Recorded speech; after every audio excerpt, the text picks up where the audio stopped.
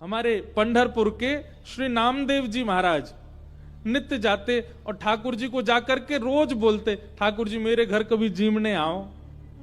श्री विठ्ठल भगवान ऐसे खड़े रहते। नामदेव जी रोज जाते, बोले मेरी मैया इतना बढ़िया प्रसाद बनाती है, ठाकुर जी जीमने आओ। तो नामदेव जी से कभी कभी ठाकुर जी बोलते थे, ठाकुर जी कहें पूरी दुनिया यहीं लेके आ जाती है, तू भी लिया यहीं पे, हम यहीं खड़े यहीं पालेंगे। बोले नहीं, मेरे घर आओ पाने के लिए। तो ठाकुर जी बोले मैं तेरे घर पाने जाऊंगा तो यहां पे कौन खड़ा होगा मेरी जगह, लाखों लोग दर्शन करने आते हैं।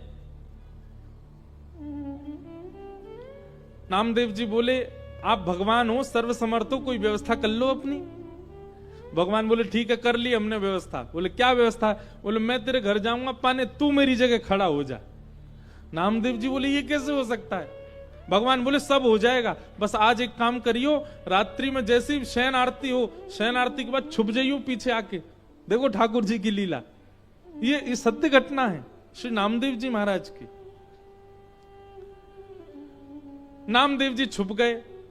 रात्रि में शयन आरती के बाद जैसे कपाट बंद हुए, ठाकुर जी तुरंत मूर्तिमंत खड़े थे, मूर्ति से सहज हो गए और सहज उतर गए अपने आसन से। और नामदेव जी कहा तुम खड़े हो जाओ। खड़े हो गए। नामदेव जी बोले ऐसे खड़े हो जाओ हमारी तरह। हो गए खड़े। अब ठाकुर जी उनका श्रृंगार कर रहे हैं, अपनी जैसी पगड़ी पहनाई, अपनी जैसे वस्त्र पहनाए, अपनी जैसे पूरे हाथ पाम कर दिए। नामदेव अब हम जा रहे हैं तुम्हारे घर प्रसाद पाने, 2-4 घंटा में मंगला आरती होगी, खड़े रहना यहीं पे। और सुनो 2-4 बातों का ध्यान रखना। क्या? ये सुबह सुबह पुजारी आकर के तुमको ठंडे ठंडे पानी से नवाएंगे, ठिठर मत जाना। अंदर से ठंडी लगे तो भी रोक लेना।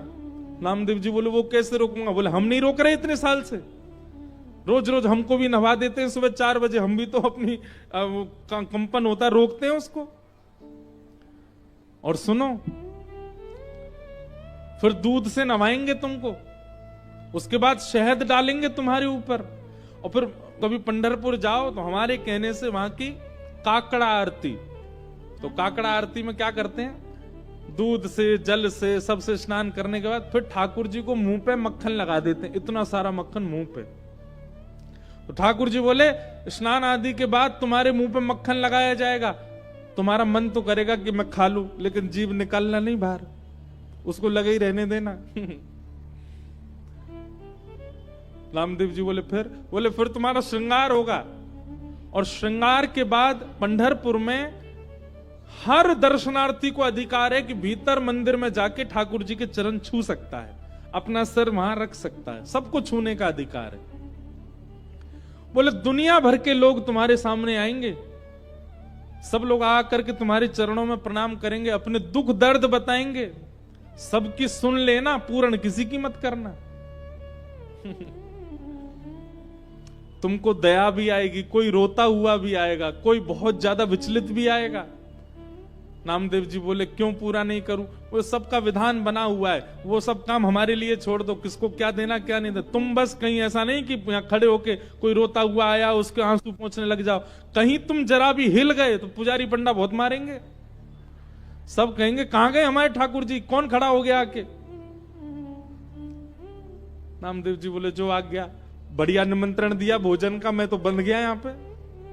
बोले हाँ रोज आ जाते हो भोजन करने, आओ अब जा रहे हैं हम भोजन करने, खड़े रहो यहीं पे। और श्री पंडरीनाथ श्री साक्षात द्वारिकाधीश अर्धरात्रि में नामदेव के घर गए, अकेले। द्वार खटखटाया, मां अंदर से चिल्लाती हुई ए नामा, पूरे दिन मंदिर में पड़ा रहता है, आधी रात में आता, सब सो रहे हैं यहां पर। जैसे ही द्वार खोल करके देखा, आहा सुंदर श्री पंडरीनाथ भगवान द्वार पर खड़े हैं, स्वर्ण का मुकुट पहना है, स्वर्ण के आभूषण पहने हैं, कंधे पर हाथ रख करके मधुर कटाक्ष नेत्र हैं ठाकुर जी के, मंद मंद मुस्कुरा रहे हैं। नामदेव जी की माता जी तो विट्ठल, हाँ मैया मैं ही आया हूं विट्ठल। नामदेव रोज निमंत्रण लेके आता, मेरे घर प्रसाद पाने आओ, मैं आ गया।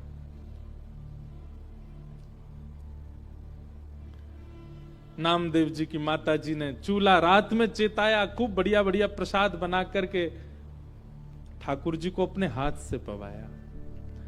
इतने में घंटे घड़ियाल बजने लगे, 3:30-4 बज गए, सुबह के मंगला आरती का समय हुआ। ठाकुर जी ने कहा मैया जल्दी करो। बोले क्या हो गया? अब आपको मंगला में जाना है? बोले मंगला में अब मैं तो व्यवस्था करके आया हूं वहां पे, लेकिन मुझे आज तक तो मैं दर्शन देता था काकड़ा आरती में, मंगला आरती में, आज मैं दर्शन करने जाऊंगा। मैया बोली क्या करूं? बोले काली सौल लेके आओ। और मैया सौल लेके आई। ठाकुर जी ने अपने मुकुट उकुट उतार करके, आभूषण उतार करके, और काली सौल में बढ़िया स्वयं को लपेट लिया, किसी को पहचान में नहीं आवे। कारे कारे तो ठाकुर जी हैं, काली सौल और ओढ़ ली।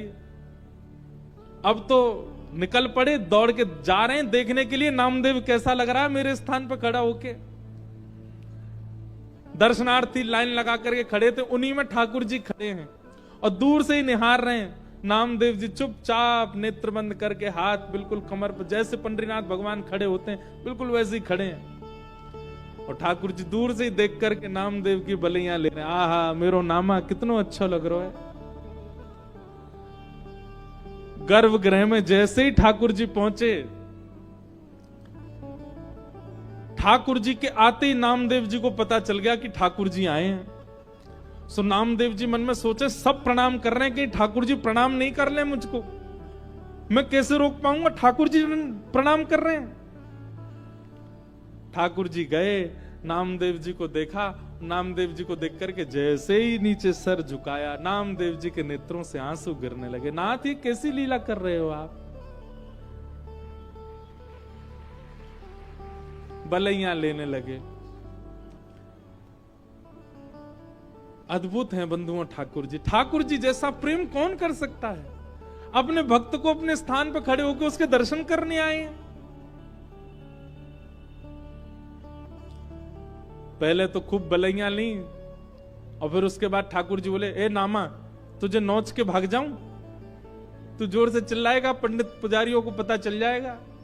नामदेव जी बोले ऐसा मत करो, मैं किसी को बताऊंगा कि आपने मुझे खड़ा किया, कोई मानेगा और नहीं। ठाकुर जी चिढ़ा रहे हैं नामदेव जी को, नामदेव जी घबरा रहे हैं। ऐसी लीला, इसको कहते हैं रास। क्या कहते हैं? रास। ये लीलाएं जब ठाकुर जी आपके लिए सहज हो जाते हैं, ठाकुर जी आपको प्रायोरिटी देने लग जाते हैं, ठाकुर जी आपके लिए यह भूल जाते हैं कि वे परमात्मा हैं, इसको कहते हैं रास। रास का मतलब नाचना नहीं होता। रास का मतलब इन गोपियों के लिए ठाकुर जी सहज हो गए। इन गोपियों के लिए ठाकुर जी ने अपना परमात्म भेष त्याग दिया। इन गोपियों के लिए ठाकुर जी सरल बन गए, दीन बन गए, इसीलिए उसको रास बिहार कहा। गोपियां अपने अपने घरों में, ये गोपियां सामान्य नहीं है बंधुओं, ये त्रेता युग के समस्त दंडकारण्य वन के संत हैं, जो राम जी से मिलने की प्रतीक्षा कर रहे थे। तब हनुमान जी ने जाकर के इनसे कहा आप सब लोग प्रतीक्षा मत करो, केवल राम जी का चिंतन करते करते अपने देह का त्याग करो। आप सब संत ही द्वापर में ब्रज में गोपी बनकर के प्रकट होगे, तब राम जी कृष्ण बन के आएंगे और आप सबके साथ रास विहार करेंगे। आप सबको वो सुख प्रदान करेंगे जो एक प्रियतम प्रियतमा का होता है। आपके गले में अभी तो राम जी भगवान है, आप सब संतों केवल प्रणाम तक अधिकार होगा, लेकिन द्वापर युग तक प्रतीक्षा करोगे तो एक प्रियतम के भाव से ठाकुर जी आपके गले में गलवैया डाल के रास विहार करेंगे, वो सुख प्रदान करेंगे जो किसी को नहीं मिला। तब से दंडकारण्य वन के संत वही द्वापर में ब्रज की गोपी बनकर के आए, और जैसे ही कृष्ण प्रकट हुए नंदरानी के भवन में, गोपियों ने जैसे ही श्री कृष्ण को देखा, नन्हे से कन्हैया को देखते ही सब गोपियों को याद आ गया कि अरे हम तो पूर्व जन्म के संत हैं और ये साक्षात राम जी ही कृष्ण बन करके आए हैं हमारे साथ रास बिहार के लिए। अब सब गोपियां प्रतीक्षा कर रही हैं ये कब उस भाव में आएंगे कि हमारे साथ रास करें। और आज वही दिन आया। 7.5 वर्ष के श्री ठाकुर जी हो गए। तो चोखो मेला नाम के एक भक्त हुए पंढरपुर में। अच्छा, चोखो मेला जो है ये कोई मातृगर्भ से इनका जन्म नहीं हुआ। तो चोखो मेला जी जो थे, इनका जन्म कैसे हुआ? इनके माता पिता वे एक ब्राह्मण थे, तो विप्र कुल के दो दंपति दोनों नित्य एकादशी पर श्री पंडरीनाथ भगवान का दर्शन करने जाते थे।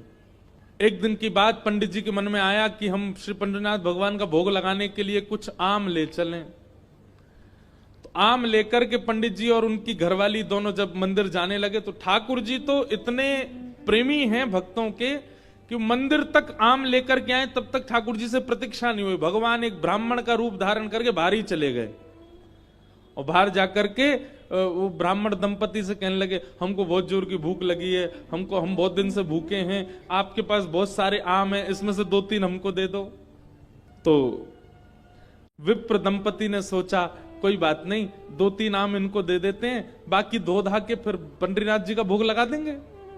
लीजिए लीजिए भैया आप लोग पाओ। अब जैसे ही ब्राह्मणी ने आम दिया, पंडरीनाथ भगवान जिस रूप में आए थे उस रूप में बढ़िया प्रेम से फल पाने लगे। लेकिन वो क्या करते, थोड़ी देर तो आम चूसते, पूरा आम नहीं पाते, थोड़ा सा उसमें छोड़ देते और फिर ब्राह्मणी की गोद में ही डाल देते।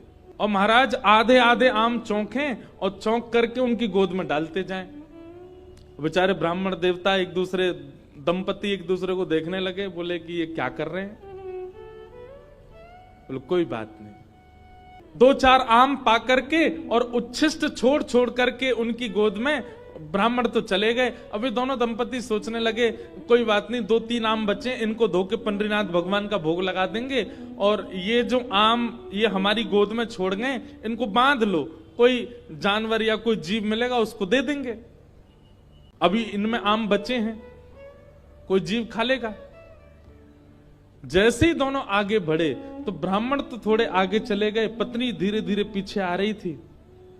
तभी उसको अचानक इतना भार लगने लगा, वो जो उसने झोली सी बनाई थी, जैसे उसने देखा मेरी झोली इतनी भारी हो गई, खोल करके देखा तो वहीं एक नन्हा सा बालक था, उसी का नाम पड़ा चोखो मेला। उनका नाम चोखो मेला इसलिए पड़ा क्योंकि भगवान ने आम चौंक करके और गोद में मेल दिया, इसीलिए नाम उनका चोखो मेला। अब इनके कोई माता पिता नहीं है, ये ठाकुर जी ने इनको भेजा है। अब चोखो मेला को देख करके, उस बालक को देख करके ब्राह्मणी ने मन में विचार किया, अगर मैं इस बालक को लेकर के गई तो सब लोग पूछेंगे ये कैसे जन्मा, मैं सबको क्या उत्तर दूंगी, मेरी बात कोई नहीं मानेगा कि झोली में अपने आप आ गया। और इस भय से कि संसार के लोग क्या कहेंगे, उन्होंने उस बालक को एक सुरक्षित सा वृक्ष था उसके नीचे छोड़ दिया, उसको स्वीकार नहीं किया। तभी कुछ चर्मकार वहां से निकल रहे थे, उनमें से एक की दृष्टि पड़ी और उस रोते हुए बालक को देख करके उन्होंने उसको स्वीकार किया और भगवत प्रसाद मान करके एक चर्मकार परिवार ने चोखो मेला जी का पालन पोषण किया। धीरे धीरे वो बड़े हुए। अब क्योंकि उनके माता पिता चर्मकार परिवार के हैं, इसलिए कई जगह उनको मंदिर में जाने से रोक दिया जाता। पर ठाकुर जी तो किसी की जात पात नहीं देखते ना, ठाकुर जी तो सबसे प्रेम करते हैं। चोखो मेला जी अपने पिता के साथ में खेती बाड़ी करते थे। एक दिन खेती करते करते उनके मन में आया, इतने सुंदर सुंदर फल, इतने सुंदर सुंदर सब्जियां हुई हैं, मैं क्यों ना इन फलों को पंडरीनाथ भगवान का भोग लगाने ले जाऊं। तो उन्होंने क्या किया, एक केले के वृक्ष से खूब सारे केले ले लिए और एक झोला में बांध करके चल दिए। पंढरपुर से 12 किलोमीटर दूर उनका गांव था। जैसे ही पहुंचे पंढरपुर, इतने आनंद में भर गए कि उन्होंने विचार ही नहीं किया। बहुत लोगों ने रोकने का प्रयास किया कि इनको मंदिर में ना घुसने दिया जाए, ये अधिकारी नहीं है, लेकिन वो तो इतने भाव में आ गए कि वो घुसते ही चले गए। और जैसे भीतर पहुंचे महाराज, लोगों ने घेर करके चोखो मेला जी को पीट दिया, बहुत मारा, उनके वस्त्र फाड़ दिए, सिर में चोट लगी, हाथ में चोट लगी, पैरों में चोट लगी, सब जगह इतना जख्म दे दिया। चोखो मेला जी रोते रोते वापस आ गए। पंडरीनाथ भगवान को भोग नहीं लगा पाए। शाम का समय चोखो मेला जी अपने सब घावों को, जहां जहां से रक्त निकल रहा था, साफ कर रहे थे और गुस्सा कर रहे थे। बोले अब नहीं आऊंगा आपके पास, बैठ गए हो, ईंट के ऊपर खड़े हो गए हो, इतने सारे अपने आगे जो है धर्म शास्त्र के मर्मज्ञ लगा दिए हैं, वे सब जात पात देख करके दर्शन कराते हैं। खड़े रहो, बने रहो महाराज अपने रूप में, हम तो नहीं आएंगे आपका। अरे कुछ करने थोड़ी आया था, कुछ मांगने थोड़ी आया था, अपने खेत के बढ़िया फल लेकर के आपका भोग लगाने आया था।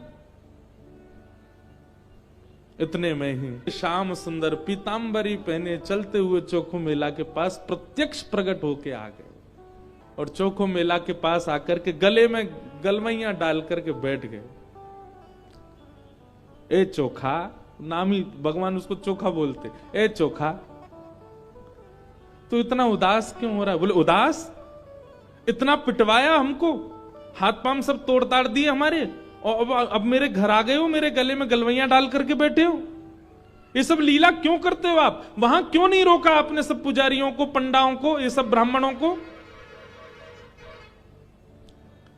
ठाकुर जी बोले, देख चोखा, वे सब मुझे पूजते तो हैं, मेरी सेवा तो करते हैं, पर मुझको पाषाण मानते हैं, मुझको मूर्ति ही मानते हैं। और जो मुझे पाषाण मानता है ना, उनके लिए मैं पाषाण ही रहता हूं। उनके लिए ना मैं बोलता हूं, ना मैं हंसता हूं, मैं बस एक टक खड़ा रहता हूं, ना मैं खाता हूं, ना मैं पीता, कुछ नहीं। तू तो मुझे पाषाण नहीं मानता ना, तू तो मुझे साक्षात ठाकुर जी मानता है। इसीलिए तो अपने अपने अपने बगीचे के फल लेकर के मेरे पास आया। वहां बहुसंख्यक पाषाण मानने वाले लोग हैं, इसलिए मैं उनके सामने बोला नहीं। एकांत में जब तू आ गया तो मैं तेरे पास आ गया। चल चोखा, अब तू मुझे अपने अपने आंगन के फल खिला दे। अपने हाथों से सुंदर छिलका उतार उतार करके श्री पंडरीनाथ भगवान को अपने हाथ से खिला रहा है चोखो मेला। भगवान ने 2-3 केला पाए, और 2-3 केला पाने के बाद में भगवान बोले, ए चोखा सुन, अब मत खिला, अब बाकी के जितने बच्चे हैं ये सब मेरी पीतांबरी में बांध दे। चोखा बोला, वहां जाकर के पाओगे, सारे मेरे सामने ही पा लीजिए ना, आप बांध करके क्यों ले जा रहे हो, यहीं प्रेम से पालो। पंडरीनाथ भगवान बोले, अरे मैंने अपना तो पा लिया, ये बाकी के तो मैं पंढरपुर में रुक्मणी जी बैठी हैं, वो भी भूखी हैं, उनके लिए ले जा रहा हूं, उनको जाके मैं पवा दूंगा। आज चोखा, तेरे ऊपर इतना प्रहार किया ना सबने, तेरे ऊपर इतना अत्याचार किया सबने, इसलिए मैंने और रुक्मणी जी ने आज भोजन ही नहीं किया, हम दोनों भूखे हैं। अब मैंने तो पा लिया, अभी रुक्मणी जी के लिए ले जाऊंगा। भगवान अपनी पीतांबरी में केले बांध करके पंढरपुर आ गए, और पंढरपुर में आकर के रुक्मणी जी को पवाया। प्रातः काल ब्रह्म मुहूर्त में जैसे ही कपाट खुले श्री पंडरीनाथ भगवान के, चारों ओर केले के छिलके पड़े हैं, और केले के छिलके देख करके सब पंडा पुजारी बोले हम तो कपाट बंद करके गए, ये केला के छिलका यहाँ कैसे पड़े हैं, ये कौन लेके आया? तभी एक उनमें से बोले कल वो आया था ना, एक चर्मकार का बालक, वही अपने संग बांध के लेके आया था इतने सारे केले, उसको सुबह तो हमने मार पीट के भगा दिया, निश्चित ही वो कहीं से रात में आ गया है, और रात में आकर के सब यहां खा करके गया है ठाकुर जी के आगे। उसका उद्देश्य तो गर्भगृह को बेकार करना ही था, इसलिए ये सब हुआ है, ये उसी ने किया है। और सब पंडा पुजारी नाराज हो गए, अपने हाथ में डंडा ले ले करके कमर कस के सब पहुंच गए चोखो मेला के घर, और वहां पहुंच करके घर से निकाल करके फिर पीटा उनको, फिर मारा। चोखो मेला घर में सो रहे थे, और घर में जाकर के वहां से घसीट करके उनको मारा सबने। बोले, अरे दुष्ट पापी, तुझको मंदिर में नहीं जाने दिया तो रात्रि तू गर्भगृह में घुस गया। चोखो मेला पिटते रहे, नेत्रों से आंसू बहाते रहे, जय हो पंडरीनाथ, कैसी लीला करते हो, सुबह पिटवाते हो, रात में आकर के खा जाते हो मेरे हाथ से। लेकिन अब की बार श्री पंडरीनाथ नाराज हो गए।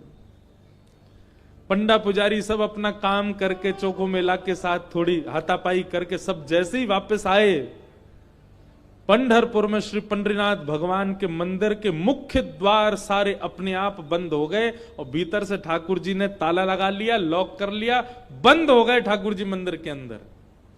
सबने अथक प्रयास कर लिया, लेकिन एक भी द्वार नहीं खुल पाया। पूरा दिन व्यतीत हो गया, बड़े बड़े कारीगर आ गए, लेकिन दरवाजा तोड़ भी नहीं पाए, खोल भी नहीं पाए। तब अंत में सबको लगा हमने कोई अपराध किया है।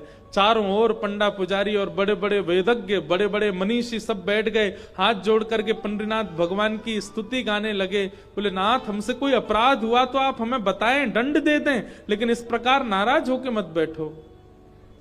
तभी मंदिर के भीतर से भगवान ने रुग्ण स्वर में, रोते हुए स्वर में भगवान की आवाज आई। बोले अरे तुम बनते हो बहुत बड़े विद्वान, बहुत बड़े मनीषी, बहुत बड़े ज्ञानी, बहुत बड़े जात पात के नियोजन करता,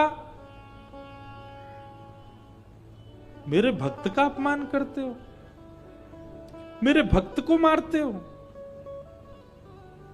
मेरे भक्त के साथ दुराचार करते हो,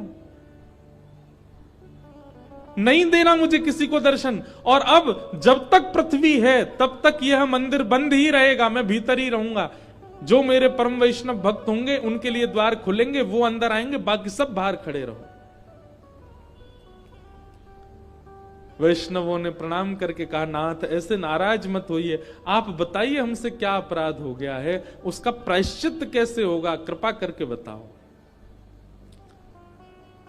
भगवान बोले मेरे चोखो मेला को जिस प्रकार तुम लोगों ने सबने जुट बना करके जाकर के उसको मारा है, अब तुम सभी वेदज्ञ, तुम सभी ब्राह्मण, तुम सभी श्रेष्ठ जन पाल की सजा के लेके जाओ और चोखो मेला को बिठा करके नाचते गाते उत्सव जैसे एक मेरी पाल की सवारी निकालते हो, ऐसे चोखो मेला की सवारी पूरे नगर में घुमाते हुए मेरे सामने लेकर के आओ, तब मेरे द्वार खुलेंगे, तब मैं तुमको क्षमा करूंगा, नहीं तो नहीं करूंगा। भगवान की आज्ञा मान करके गए और चोखो मेला जी को जाके प्रणाम किया। एक दिव्य सिंहासन से युक्त पालकी में चोखो मेला जी को विराजमान करके नाचते गाते हुए, आनंद करते हुए, उत्सव जैसे ठाकुर जी का उत्सव मनता उससे भी अधिक उत्सव मनाते हुए चोखो मेला को लेकर के आए। और जैसे ही पंडरीनाथ भगवान के सामने पालकी पहुंची, अपने आप मंदिर के सारे द्वार खुल गए और मानो आज लग रहा था कि भक्त भगवान का नहीं, भगवान भक्त का दर्शन कर रहे हैं, भगवान चोखो मेला का दर्शन कर रहे हैं। तो एक ब्राह्मण थे, वो भागवत जी का रोज पाठ करते थे। घर वालों ने उनका व्यापार चालू करवा दिया, वो भी ठप हो गया, उनको नौकरी में लगा दिया, वहां से भी छोड़ छाड़ के आ गए। क्यों? उनको संसार की किसी भी क्रिया में आनंद आता है, वो केवल भागवत ही पढ़ते रहते थे। बस भागवत करवा लो, कितनी हो सके भागवत पढ़वा लो, भागवत का पाठ करवा लो, इतने इतने रसिक हो गए थे भागवत के। तो किसी पड़ोसी ने आकर के कान भर दिए, बोले इसका ब्याह करा दो, पत्नी आएगी, अकल ठिकाने आ जाएगी। ब्राह्मण देवता पूरे दिन पाठ करते थे, पड़ोसियों ने आकर के घर वालों का इसका ब्याह करा दो, पत्नी आएगी, अपने आप पत्नी को प्रसन्न करने के लिए, बालकों को सुख सुविधा के लिए कर्म करना पड़ेगा, फिर तो करेगा कहीं व्यापार। ब्याह हो गया, लेकिन ब्याह के बाद भी उनकी स्थिति बदली नहीं। वो भागवत जी पढ़ते रहते थे, भागवत जी का पाठ करते रहते थे। 2-4 साल तक पत्नी ने सहा, कुछ दिन कहा, पत्नी ने कहा ये तो मानेंगे नहीं, अब घर चलाने के लिए कुछ तो करना, तो मैं ही करती हूं। तो 2-4 घरों में जाके रोटी बनाती थी, उनकी पत्नी ये काम करती थी। पूरे दिन बेचारी लगी रहती, रात्रि में आकर के घर में बैठती, भोजन बनाती, दोनों पति पत्नी पाते। 2 बालक भी हो गए, उनको भी विद्यालय में फीस वीस देना, जो भी करना सब पत्नी करती थी। एक दिन उस ब्राह्मण के घर पर कुछ संत पधारे, और संत भी ऐसे समय पर आए जिस समय पर घर का पूरी प्रसादी भोजन सब समाप्त हो चुकी थी, सब पा चुके थे। और संत आकर के सीधे आसन पर बैठ गए, बोले बिटिया लाओ कुछ प्रसादी पवाओ। अब प्रसादी तो कुछ थी नहीं, और कभी रसोई में जाए, कभी कहीं जाए, कभी कुछ करे, कभी कुछ करे, कोई योग्य कुछ भी साधन नहीं मिला। बार बार बिटिया को इधर से उधर भागते देख संत समझ गए कि हम गलत समय पे आ गए हैं, यहाँ पे अभी कोई व्यवस्था है नहीं। संत उठ गए, उठ करके बोले बिटिया महादेव की इच्छा होगी तो फिर कभी आएंगे, हाँ अभी चलते हैं। और प्रणाम करके सब चले गए। ब्राह्मण की पत्नी बहुत निराश हो गई। क्यों? बोले आज तक मैं सह रही थी अपने पति के सब भावों को, ये कुछ नहीं करते, मैं सब जानती हूं, भागवत जी का पाठ ही इनका सर्वस्व है, मैं सब जानती हूं। लेकिन आज महात्मा हमारे घर आए और हम उनको कुछ पवा ना सके, ऐसी स्थिति तो मुझे स्वीकार नहीं थी। आज यदि मेरे पति भी कुछ काम करते, घर में थोड़ा धन होता, अनाज होता, भोजन ज्यादा होता, तो उनको पवाती। अब अकेली मैं नारी, पति को भी खवाऊं, बच्चों को भी खिलाऊं, खुद भी खाऊं, कहां तक चलाऊंगी घर को? पूरे दिन बस भागवत जी पढ़ते रहते हैं, कुछ करते धरते हैं नहीं। आज पत्नी को क्रोध आया और भीतर कमरे में गई तो पंडित जी वही भागवत जी का पाठ कर रहे थे प्रसन्न मुद्रा में। पत्नी बोली, पूरे दिन इसी को पढ़ते रहते हो, क्या दे दिया भागवत ने हमको? अरे कुछ नहीं दिया, तब भी स्वीकार था, लेकिन आज संत भूखे चले गए हमारे घर से और तब भी आप इस भागवत को लेकर के बैठे हैं। पत्नी ने भागवत जी की पोथी उठाई और ब्राह्मण के सिर पर ही मार दी। बोले, इसको लीजिए और निकलिए घर से, मैं अकेली चला लूंगी घर को। यही भागवत तुम्हारा सर्वस्व, तो इनके साथ अकेले कहीं और रहो, यहां लौट करके मत आना जब तक मन में भाव ना आ जाए कि मुझे कुछ करना है। ब्राह्मण देवता अपनी भागवत जी को, उसके पन्ने बिखर गए थे, सब समेट करके हृदय से लगा करके रोने लगे और मनी मन विचार करने लगे, हे नाथ, मेरी पत्नी को आप साधारण पृष्ठ के रूप में दिखाई देते हो, पन्ने के रूप में दिखाई देते हो, लेकिन मैं जानता हूं ना आप प्रत्यक्ष कृष्ण हो।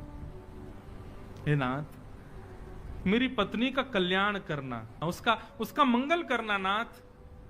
और अपनी भागवत जी को समेट करके गंगा किनारे चले गए और गंगा किनारे जाकर के खूब रोए, ठाकुर जी को याद कर करके, कथाओं को पढ़ पढ़ के खूब रोए। बोले, मुझे इस बात का दुख नहीं कि पत्नी मुझ पर चिल्लाई, पत्नी ने मुझे गलत कहा, लेकिन मुझे इस बात का कष्ट है कि मेरी प्राण प्यारी भागवत जी को उसने इस प्रकार निरादर किया। ये साक्षात कृष्ण है। कोई बात नहीं ठाकुर जी, उसको सद्बुद्धि देना, उसका कल्याण करना। इतनी सहनशीलता, इतना समत्व और इतनी सुहृदता को देख करके ठाकुर जी रह नहीं पाए और भगवान नन्हे से बालक बन करके काशी में प्रकट हो गए।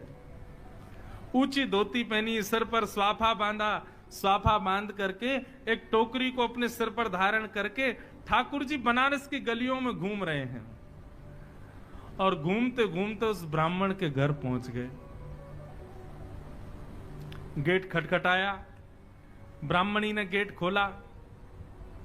नन्हा सा बालक, बड़ा प्यारा सा, सिर पर टोकरी लेकर के आया है। ठाकुर जी भीतर प्रवेश कर, ब्राह्मणी बोली, कहां चले आ रहे हो? कौन हो भैया? क्या हो? कहां से आए हो? और ये सब क्या टोकरी में?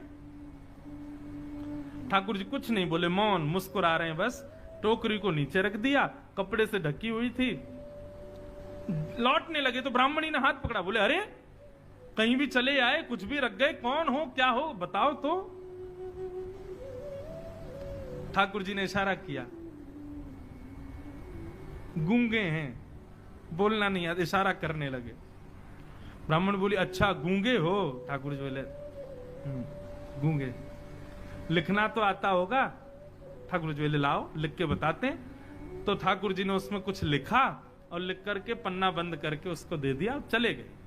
ठाकुर जी ने क्या लिखा था कि आपके पति, जो भी उनका नाम, वे मेरे यहां मजदूरी करते हैं और आज से नहीं, बचपन से मेरी मजदूरी कर रहे हैं, लेकिन आज तक उन्होंने अपना वेतन मुझसे नहीं लिया है। आज तक उन्होंने अपना जो उनकी मजदूरी होनी चाहिए वो उन्होंने मुझसे ली नहीं है। लेकिन आज मुझे किसी ने आकर के बताया कि उनको धन की बहुत आवश्यकता है, तो बचपन से लेके आज तक उनकी जो मजदूरी थी वो मजदूरी में देने आया हूं। और ऐसा लिख करके और ठाकुर जी वहां से चले गए। बोले, मजदूरी?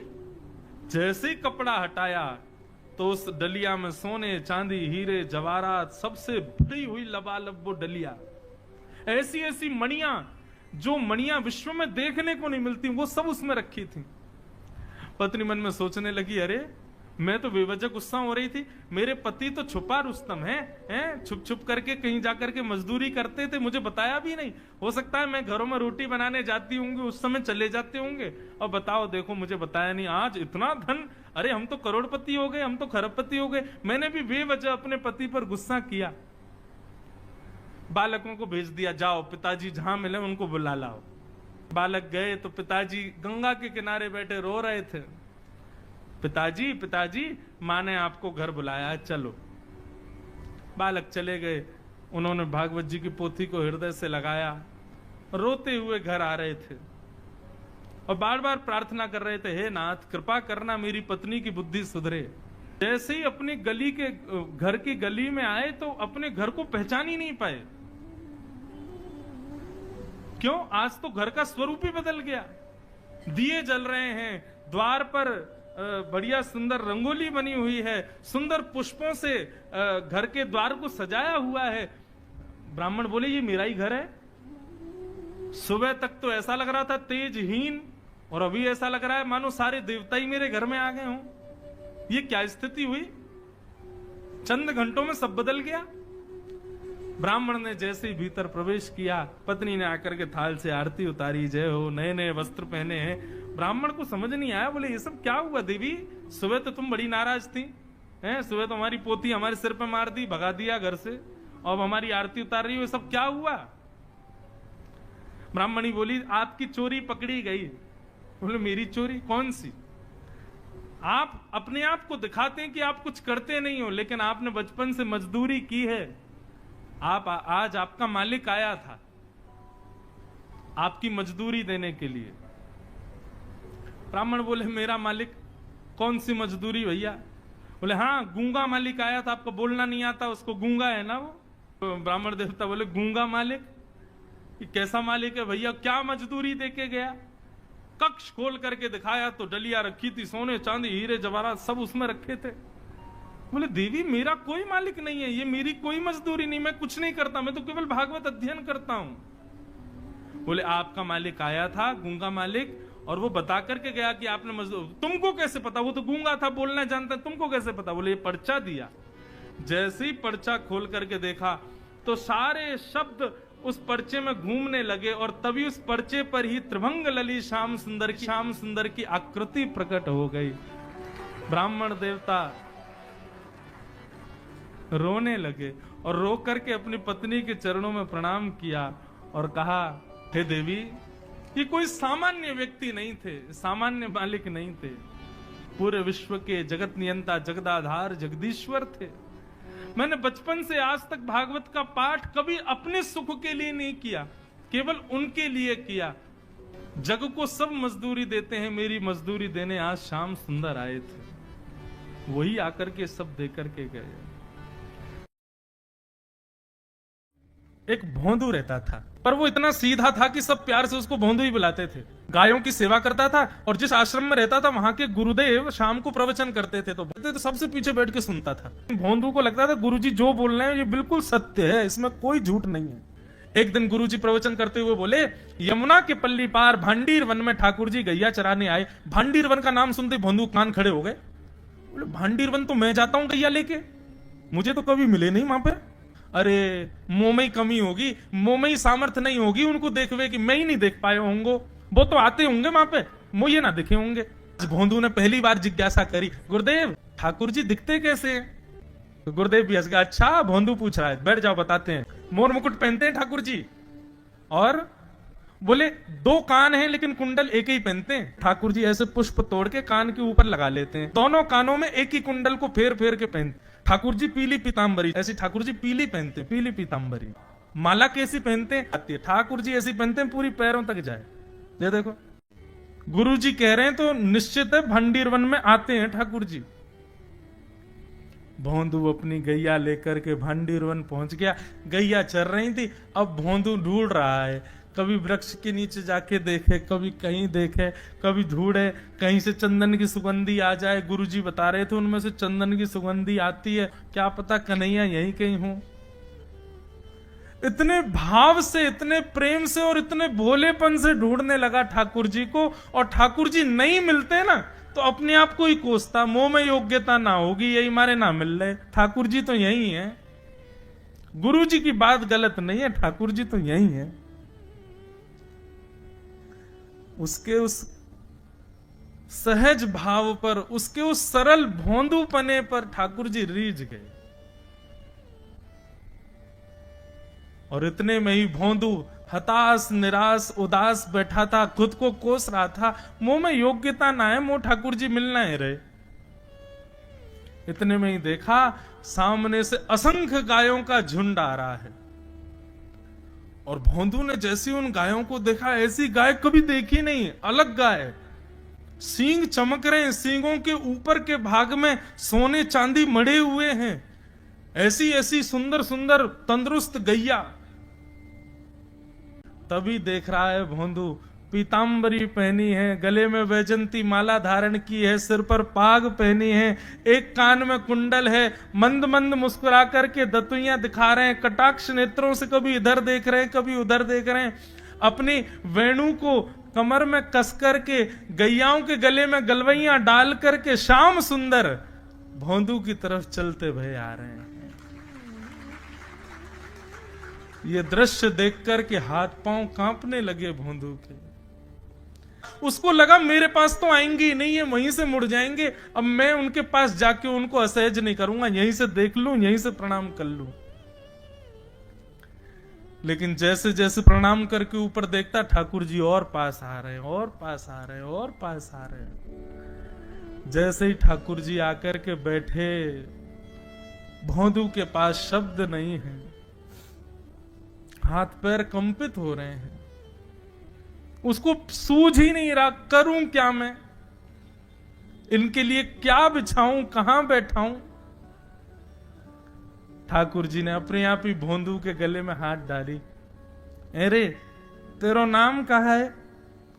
जैसे ही ठाकुर जी ने नाम पूछा, भोंदू अपना ही नाम भूल गया, बोले मुझे याद ही नहीं मेरा नाम क्या है, पर प्रेम से सब लोग मुझे भोंदू बुलाते हैं। अब तो भोंदू नाम सुनते ही ठाकुर जी ताली दे दे के हंसने लगे, तेरा नाम भोंदू है?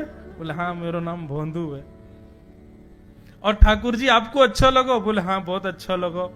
आपको नाम कहा है? ठाकुर जी बोले तुम वो ना जाने? बोले जानू तो ना हूं, लेकिन गुरुजी ने जैसो रूप बताया वैसो ये आपको, तो आप कहीं नंद नंदन तो नहीं हो? ठाकुर जी बोले हाँ मैं नंद नंदन नहीं हूं, यशोदा जी को लाला, नंद जी को लाला।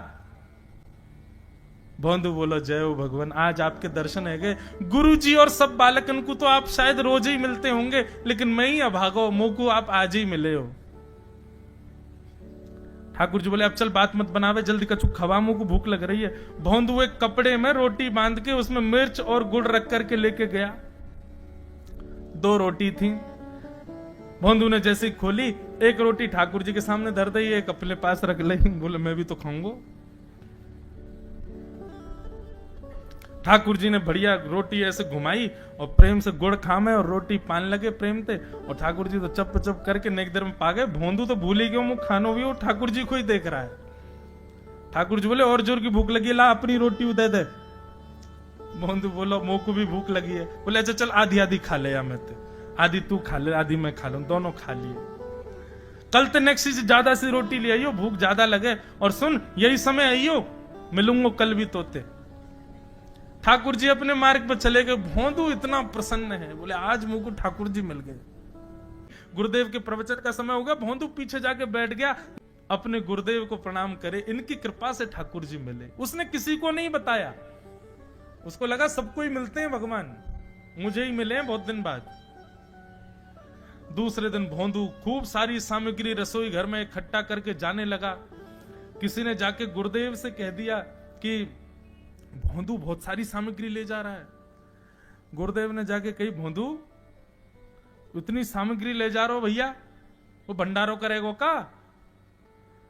नहीं गुरुजी भंडारो तो नहीं करूंगा, वो नंद नंदन नाम है, वो यशोदा नंदन मदन मोहन, वो अपनी गैया चरा के आए, कल भी आए, मेरी रोटी खा गए, मैं भूखो ही रहेगा कल, या हमारे ज्यादा सी ले जा रहा हूं, बेचारे बहुत भूखे आए कल कि उनको पेट भर जाएगा, मैं भी पा लूंगा, या हमारे गुरुजी आज ज्यादा सामग्री ले जा रहा हूं। गुरुदेव ने मन में सोचा ये बात कोई और कहे तो अविश्वास किया जा सकता है, लेकिन भोंदू झूठ नहीं बोलता। भोंदू कभी झूठ नहीं बोलता, भोंदू की बात पर विश्वास करना ही पड़ेगा। गुरुदेव बोले सुन सुन, ठाकुर जी आए थे? बोले हाँ। अच्छा, उनका रूप कैसा था? जैसा रूप आपने बताया था ना गुरुजी, बिल्कुल वैसा, ऐसे कटाक्ष नेत्र, मोती जैसे दांत, ठाकुर जी की मुस्कान ऐसी, पाग ऐसी, कान ऐसे। गुरुदेव के तो नेत्र बंद हो गए, वे सब अनुभव करने लगे। लेकिन गुरुदेव बोले रूप कैसा भी बता दे, चरण यदि इसने बता दिए तो मैं मान जाऊंगा कि ठाकुर जी थे। अच्छा तूने चरण देखे? बोले हाँ गुरुजी मैंने चरण देखे। चरण कैसे थे? ठाकुर जी के चरण जब वो चल करके आगे बढ़ते हैं ना तो चिन्ह बन जाते हैं। कहीं ध्वजा बनी थी, कहीं शंख बना था, कहीं कुछ बना था। और उनके जो नखून है ना, उनमें से ऐसा लगता है मानो जैसे कोमल का पराग हो, कमल का पराग हो। और चरणों का रंग कैसा, जैसे मानो जैसे गुरुदेव कमल होता है ना, कमल की आकृति, ऐसे ठाकुर जी के चरण। जब चरण का यथावत वर्णन भोंदू ने कर दिया, गुरुदेव समझ गए, बोले निश्चित ठाकुर जी आते। नहीं तो भोंदू कहां जाने, इतनी बुद्धि नहीं है उस पे कि वो इतना सब कुछ ढूंढ धाड़ के मुझे बताए। भोंदू एक काम करेगा? बोले हाँ। ठाकुर जी आएंगे तो तेरे सखा बन गए? बोले हाँ। तो उनको लेकर के आश्रम आ जा, यहां पे आ जा। भोंदू बोला कि इतने योग्य बालक हैं, लेकिन ठाकुर जी ने किसी से नहीं कही, मुझसे कही है। अगर मैंने ये काम नहीं किया तो मेरा जीवन व्यर्थ है। भोंदू को लगा ठाकुर जी सबसे ही मिलते हैं, गुरु जी किसी से भी कह के बुलवा लेते, मुझको काम दिया। भोंदू ने तो उसको अपने हृदय में ले लिया, अब ये काम मुझे करना है। बोले गुरु जी मैं वचन दे के जा रहा हूं, ठाकुर जी को मैं लेके आऊंगा। जा बेटा। भोंदू वन में चला गया। अब तो उसको मिलने की भी एक्साइटमेंट नहीं है और कोई उसके मन में भाव ही नहीं है, उसको ये है बस ठाकुर जी को मैं ले जाऊं। जाकर के बैठा, ठाकुर जी अपनी गैया चराते भये। ठाकुर जी आए, रूप देख करके फिर से भावुक हो गया भोंदू। ठाकुर जी आकर के बैठ गए, बोले चल जल्दी निकाल रोटी, भूख लगी है मुंह को। भोंदू सजाता जा रहा है थाली, ठाकुर जी को देता जा रहा है। बोले जय जय एक प्रार्थना करूं? बोले करो। आप मेरे संग मेरे सखाओ ना आप? बोले हाँ तेरो सखाऊं तो मेरी बात मानोगे? बोले कहा आप मेरे संग आश्रम चलो गुरु जी के पास। ठाकुर जी रोटी पाते जा रहे, ठाकुर जी ने अनसुनी कर दी बात। बोले जय जय कछु कहो ना, आप चलोगे ना? ठाकुर जी बोले हम तेरे सखा हैं, तेरे गुरु जी के सखा नहीं है। तू मोते मिल, तू मेरे संग खा, तू मेरे संग रहे, तू कछु कर, तो कुछ सब अधिकार है, लेकिन ये हम गुरु जी ते मिल बातें मिल ये सब हम नहीं करेंगे। हम बस तेरे सखा हैं, तो ये जाने और कोई ये ना जाने। ए जय जय ऐसा मत कहो ना, वे नहीं बताते तो मैं तो आपको देख ही नहीं पाता, मैं तो आपको जानता ही ना हूं।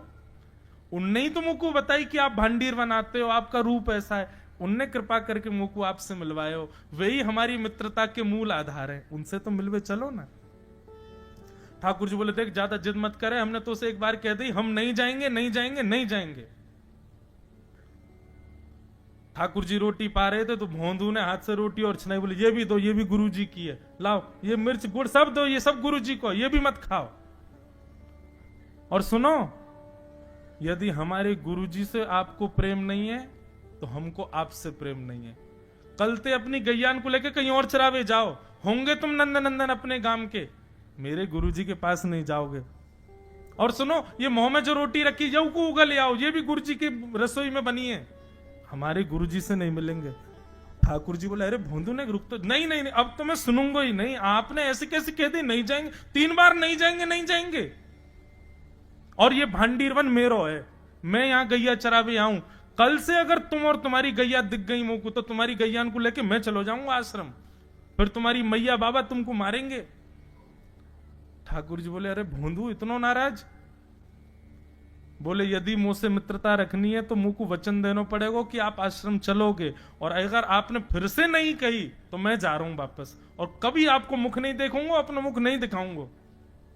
ठाकुर जी बोले इस मुख को देखने के लिए या संग के लिए लोग पता हो तो कितनी तपस्या करें। बोले जो तपस्या करें उनको मुबारक, तुम मुंह को ना चाहिए, मुंह ना मिलनो तुमते, मुंह कोई गरज ना पड़ रही तुमते, आज तक नहीं मिले कल ही तो मिले हो मोते, वो भी गुरुदेव की कृपा से मिले हो, जाओ मत मिलियो, मुझे ना चाहिए तुम। ठाकुर जी बोले मैं तो ना जाऊंगा, मैं तो तेरे पास ही रहूंगा। बोले तुम मत जाओ मैं जा रहा हूं। कि जाने लगा वापस। भोंदू, ठाकुर जी पुकार रहे हैं भोंदू को, मानो जैसे त्रिलोकी लेके जा रहा है वो ठाकुर जी की, जैसे मानो पूरा ऐश्वर्य ठाकुर जी का ले जा रहा हो। अरे भोंदू नेक रुक तो जा। भोंदू बोला अपना मुख भी नहीं दिखाऊंगा यदि आप नहीं चलोगे तो। भोंदू थोड़ी दूर गया, ठाकुर जी को लगी वापस आ जाएगा, थोड़ी और दूर गया, लगा अब आ जाएगा, लेकिन जब भोंदू दिखना बंद हो गया हमारे ठाकुर जी विचलित हो गए, दौड़े भोंदू की तरफ। ठाकुर जी दौड़ करके गए और जाकर के भोंदू के पिद्दी पे चढ़ गए, बोले ले चल अपने गुरुदेव के पास, चलूंगा तू जहां कहेगो, लेकिन तो दूर नहीं जान दूंगा। और भोंदू ठाकुर जी को ऐसे ऊपर चढ़ा करके आश्रम जा रहा है। गुरुदेव आकर के खड़े हो गए और मन में बस विचार कर रहे थे, हाथ पांव कांप रहे थे, बोले ठाकुर जी आएंगे कि नहीं। इतने में ही भोंदू आया और तभी देखा भोंदू की पिद्दी पर ठाकुर जी टंगे भय आ रहे थे। आज गुरुदेव ने जाकर के पहले भोंदू को प्रणाम किया, बोले जय हो, धन्य है तू। इतनी तपस्या की, इतना भजन किया, घर परिवार त्याग दिया, वैराग्य त्याग सब हमारे जीवन में, तब भी ठाकुर जी नहीं मिले। लेकिन वारे भोंदू, तेरी सरलता, तेरी सहजता, तेरा ये निर्मल भाव कि ठाकुर जी तेरे अधीन होके यहां आश्रम तक चले आए। महाराष्ट्र में भक्त हुए श्री त्रिलोचन जी, परम संत सेवी, श्री पंडरीनाथ भगवान के चरणों में ही रहते थे। पति पत्नी दोनों निवास करते थे, उनके कोई संतान नहीं थी, तो इसलिए उन्होंने जीवन भर क्या नियम अपनाया कि जो भी धन आदि उनके पास था, जो भी वैभव था, उन्होंने वो पंढरपुर आने वाले वैष्णवों की सेवा में खर्च करने का उसका मन बनाया कि यहां इतने दर्शनार्थी आते हैं, सबका भोजन प्रसादी सामग्री हमारे घर में बना करेगी। तो श्री त्रिलोचन जी पंढरपुर आने वाले दर्शनार्थियों को घर बुलाकर के प्रेम से भोजन पवाते थे। और जितने भी दर्शनार्थी दर्शन करके पंढरपुर से जाते थे वो अन्य संतों को कह देते, बोले कहां जा रहे हो, बोले पंढरपुर जा रहे हैं। बोले भैया पंढरपुर जा रहे हो तो त्रिलोचन जी के यहां जाना, उनके यहां भोजन प्रसादी बहुत बढ़िया संतों के अनुकूल बनाते हैं। बड़ी ख्याति हो गई महाराज जी, अब तो जितनी भीड़ पंढरपुर विठल मंदिर में उतनी भीड़ त्रिलोचन जी के घर के बाहर संतों की, दर्शनार्थियों की, सब प्रसाद पाने के लिए जाते। त्रिलोचन जी और उनकी पत्नी बड़े प्रसन्न कि इतने संतों की सेवा हम कर पा रहे हैं, ये हमारा सौभाग्य है। धीरे धीरे दोनों वृद्ध अवस्था को प्राप्त हो गए। दोनों वृद्ध हो गए तो अब इतनी सामग्री बना नहीं पाते, कोई सेवक नहीं था, स्वयं बनाते थे पति पत्नी मिलकर के। अब तो ऐसा हो जाता, कभी कभी दाल लग जाती, जल जाती, रोटियां सेकते तो रोटियां जल जाती। वृद्ध अवस्था, थक भी गए थे बहुत ज्यादा, तो प्रसाद पवाते तो थे, संत जन बेचारे प्रेम से स्वीकार तो करते, पर अब स्वाद नहीं होता था तो बेचारे जैसा था उसको पाते, थोड़ा बहुत पा करके चले जाते। धीरे धीरे संतों का आगमन अब कम होने लगा। त्रिलोचन जी इस बात से बड़े परेशान हो गए, बोले भैया संत हमारे घर से आना बंद हो गए, हम क्या करें। तो श्री त्रिलोचन जी महाराज ने बाहर एक बड़ा सा कुछ होर्डिंग जैसा लगा दिया, उस पर लिख दिया कि अंदर कोई संत सेवा आदि के लिए एक सेवक की आवश्यकता है, अगर किसी के अंदर सेवा भाव हो तो वो आकर के भीतर संपर्क करे। सेवा, ब्रजवासी सेवा, गौ सेवा, इन सब सेवाओं के प्रकल्प में यदि आप सेवक की कामना करोगे तो कहीं ना कहीं किसी ना किसी रूप में ठाकुर जी आएंगे सेवा के लिए। त्रिलोचन जी ने बाहर लिख दिया कि भाई संत सेवा के लिए सेवक की आवश्यकता है, यदि कोई सेवा भावी सेवा करना चाहता है तो भीतर आके संपर्क करे। अब यह बोर्ड पढ़ लिया हमारे श्री पंडरीनाथ भगवान ने, और श्री विठल भगवान एक छोटे से बालक का रूप धारण करके त्रिलोचन जी के यहां पहुंच गए। त्रिलोचन जी के यहां पहुंचे, त्रिलोचन जी बैठे थे। बोले साहब जी, आपने बाहर लिख रखा है संत सेवा के लिए यदि कोई इच्छुक हो तो भीतर आके संपर्क करे, मुझे सेवा करनी है। त्रिलोचन जी और उनकी पत्नी देखें, बोले कितना छोटा सा बालक है, कितना प्यारा है, ये तुम्हारे माता पिता नहीं है? बोले होंगे तो पता नहीं, मुझे तो पता नहीं, मैंने कभी देखा नहीं अपने माता पिता को, मैं अकेला ही हूं। ना मेरे कोई भाई है, ना कोई मेरे मित्र है, ना मेरे कोई बंधु है, ना मेरे माता पिता, मैं अकेला ही हूं। त्रिलोचन जी की पत्नी को तो इतनी दया सी आ गई, अरे राम राम, बेचारा अकेला बालक है। अच्छा चलो ठीक है, तुम यहां सेवा कर लेना, लेकिन कुछ नियम है, उनको सुन लो। सबसे पहले तो अपना नाम बताओ, तुम्हारा नाम क्या है? विट्ठल भगवान ही थे, वो तो छोटे से बालक के रूप में गए थे। बोले मेरा नाम है अंतर्यामी। त्रिलोचन जी बोले नाम सुनकर के तो ऐसा लगता है जैसे सच में अंतर्यामी है क्या। अच्छा बेटा अंतर्यामी, सेवा करोगे? बोले ये सेवा करना तो मेरा जन्म जन्मांतर का काम है, मैं यही तो करता हूं। संतों की सेवा करना, वैष्णवों की सेवा करना, भक्तों की रक्षा करना, ये मेरा जन्म सिद्ध अधिकार है, मैं इसी के लिए ही आता हूं। त्रिलोचन जी और उनकी पत्नी एक दूसरे का मुख देख करके बोले नेक सा बालक है, लेकिन बोलता कैसे है? ठाकुर जी तो सत्य बोल रहे थे।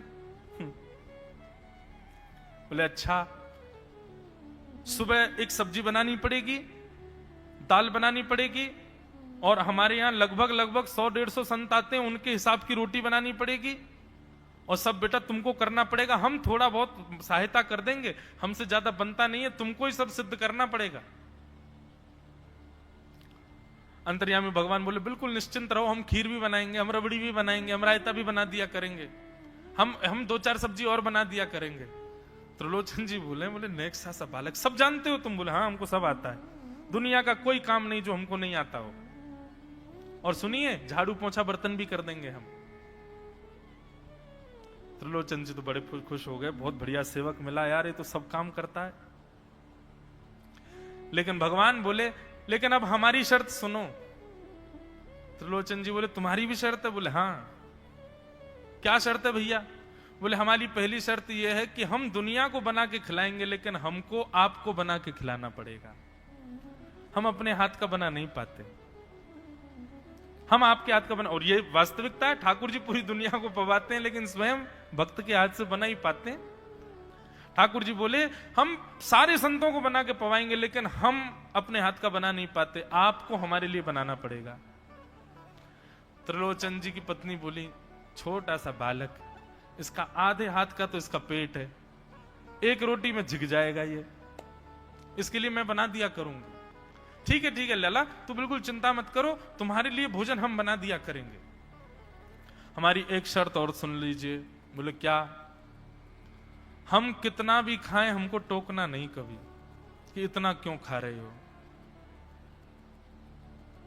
त्रिलोचन जी बोले भैया हम क्यों टोकेंगे, तुम बढ़िया 2-3 रोटी खा लिया करना। बोले 2-3 रोटी तो हमारी दाढ़ में छुप जाती है कहीं पर, हम तो प्रेम से पाते हैं। बस आप लोग ये नियम याद रखना, आप कभी ये मत कहना कि इतना क्यों खा रहे हो। और सुनिए एक बात, अगर हमारे सामने कही तो अपराध बनेगा ही, आपका नियम टूटेगा ही। किसी और से जाकर के यदि आपने कह दिया कि बहुत खाता है, क्या बताएं, तो हम उसी दिन अंतर ध्यान हो जाएंगे, उसी दिन आपका घर छोड़ के चले जाएंगे, फिर दूरते रहना सेवक। त्रिलोचन जी बोले हम क्यों कहेंगे भैया, हम तो कभी नहीं कहेंगे, हम दोनों तुमको वचन देते हैं, तुम प्रेम से रहो, सबका सेवा करो, हम कभी नहीं कहेंगे कि इतना खाता है। भगवान बोले तो ठीक है, फिर कल से सेवा शुरू।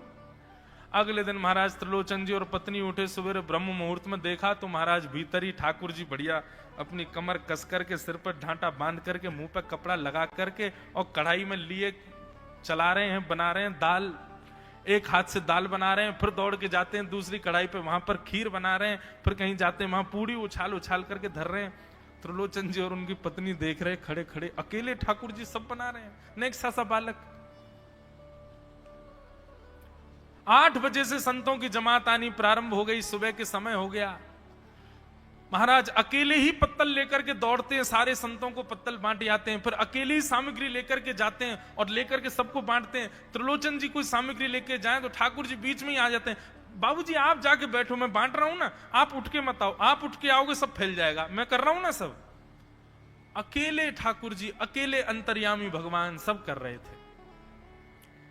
और त्रिलोचन जी और उनकी पत्नी बड़े प्रसन्न, जय हो विठोबा, तेने तो भैया ऐसा लगे साक्षात तुम ही आ गए हो, कितनी कृपा हो रही है, देखो कैसा सेवक मिला है।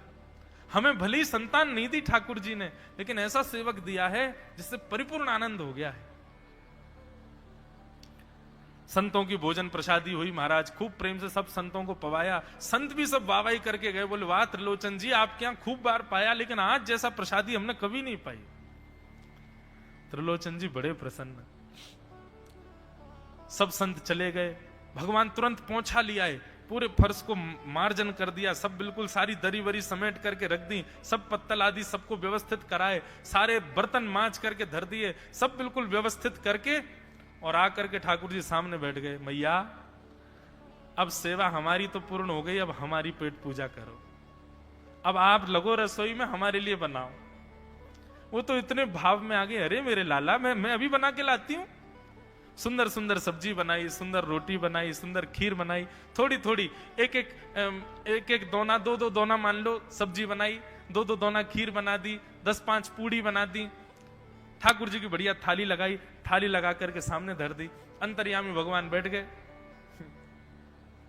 प्रेम से पाने लगे, पाते जाए महाराज, वो तो खाते जाए, खीर उठा करके पी जाए, सब्जी उठा के पी जाए, और लाओ मैया भूख लगी है जल्दी लाओ।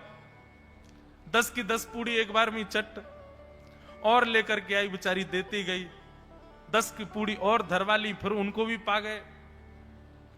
अब मैया ने इतनी सामग्री बनाई थी, बोले मैया भूख लगी है जल्दी जाओ, आटा मारो, फिर से सेको, बढ़िया लेके आओ सामग्री, आपसे हमने कही थी कि आपको हमको पवाना पड़ेगा। नहीं नहीं नहीं बेटा तू बिल्कुल बैठो रहे। अरे भैया मुझे तो लगी नेक्स्ट सौ पेटया को, ये तो कुआ है पूरा, कितना डाल दो भरे कोई ना। महाराज आटा मारते मारते शाम हो गई, शाम तक ठाकुर जी पाते ही रहे और खूब पेट भर के पाया। महाराज एक आसन पर अखंड 4 घंटा बैठ करके भोजन किया, और भोजन करने के बाद ठाकुर जी बोले ठीक है सेठ जी अब आओ, लाओ तेल ले आओ, आपकी नक मालिश कर दूं, आपकी नक सेवा कर दूं, आप थक गए होंगे। त्रिलोचन में नहीं इसकी नहीं क्यों नहीं है, तेल लेकर के उनकी मालिश भी कर दें।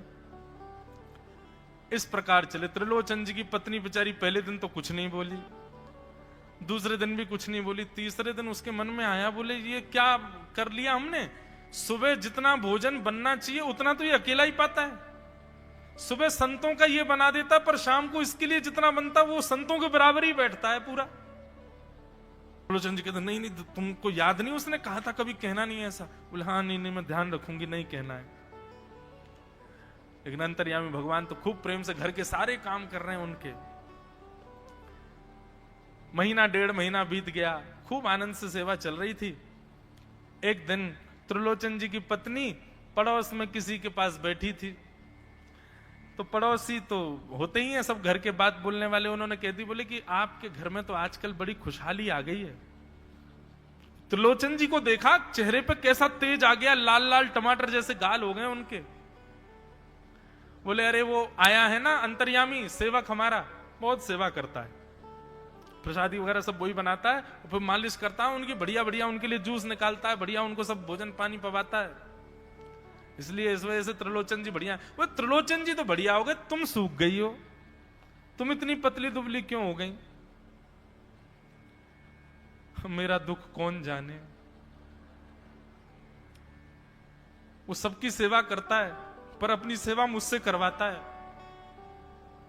अरे छोटा सा तो है, ऐसे मटक मटक के जाता है, हम तो उसको देखने के लिए खड़े रहते बाहर,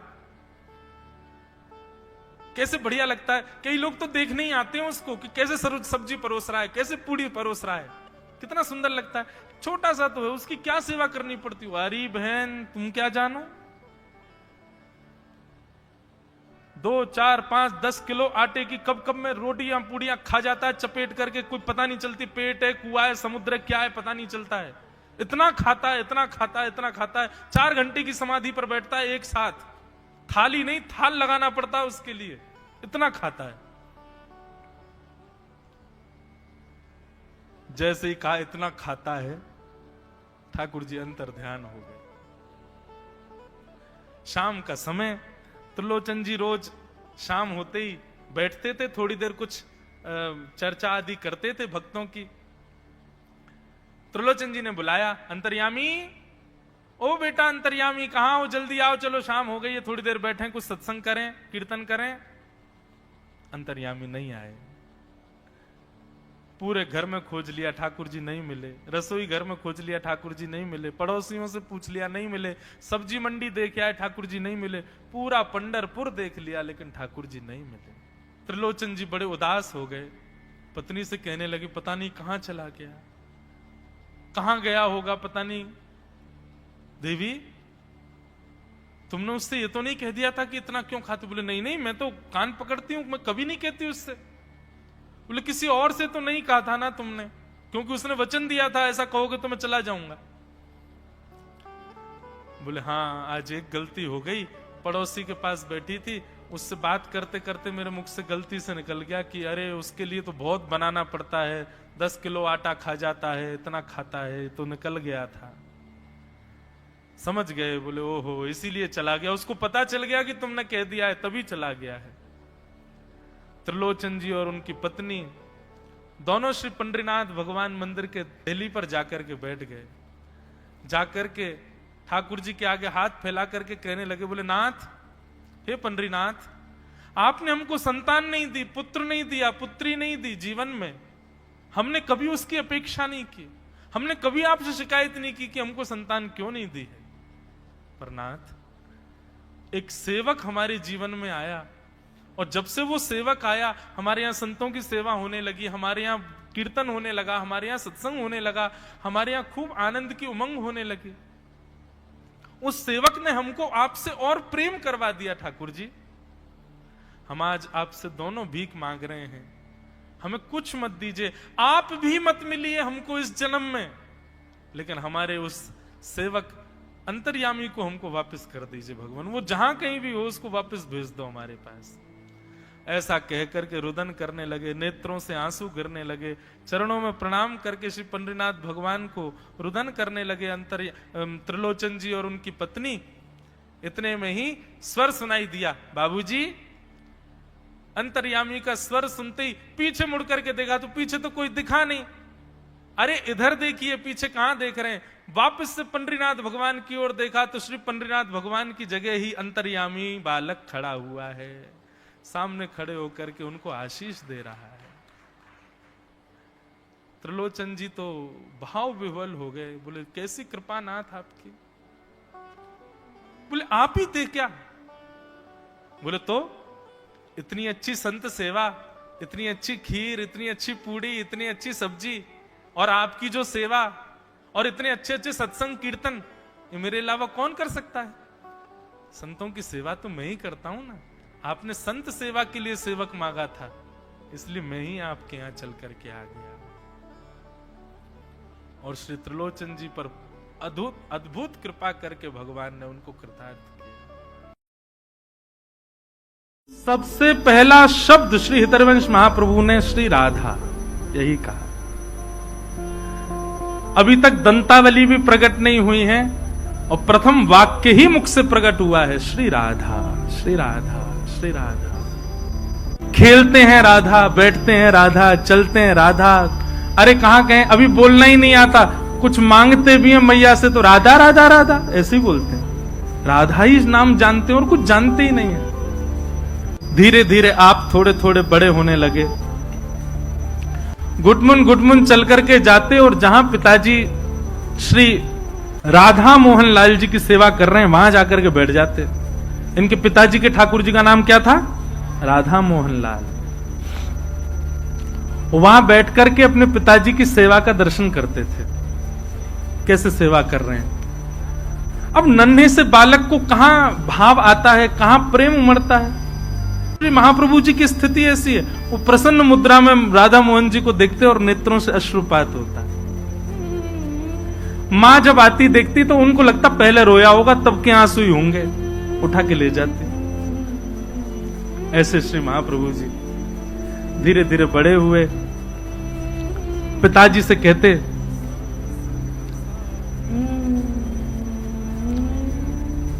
सेवा में जाने के लिए साथ में, तो पिताजी बालक समझ करके पीछे ही छोड़ देते, बोले तुम बाहर ही रहना, अंदर नहीं आना, मैं सेवा कर रहा हूं। तो बेचारे द्वार पर ही खड़े खड़े देखते।